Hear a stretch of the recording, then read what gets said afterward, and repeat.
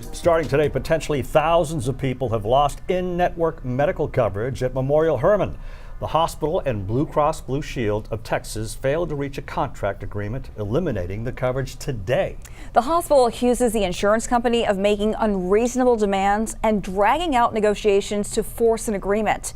Katira Winfrey is here to explain what this could mean for patients. Katira. Hey Cheryl and Ron, patients very likely will need to start searching for new providers or brace to pay much more out of pocket. There could, of course, be growing concern for those actively receiving treatment or have upcoming surgeries scheduled. However, coverage options may still be available to people who are pregnant or who meet other eligibility requirements. So patients have two options. First, anyone with the Blue Cross Blue Shield can go on and search for hospitals that are in network in your area, and that's on the Blue Cross Blue Shield website. We also have that in this story on KHOU.com. But Memorial Hermann says people who are pregnant are being treated for a disability or unexpected conditions or even life-threatening illnesses may qualify for a continuity of care patient.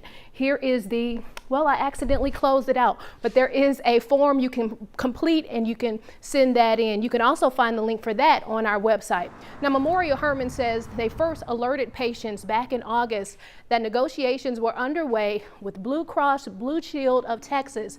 The hospital and the insurance company says despite equal efforts to reach an agreement, it didn't happen. So today, April 1st, there is no contract between the two. That goes for Memorial Hospital, clinics, facilities, and affiliated physicians. Memorial Hermann says the insurance company, in an attempt to profit, ignored the challenges facing the health system, and in a statement to KHOU said, "We are disappointed that Blue Cross Blue Shield continues to disregard the financial realities facing health systems and health care providers today, jeopardizing continuity of care and creating unnecessary anxiety for the patients and families who depend on us for their care."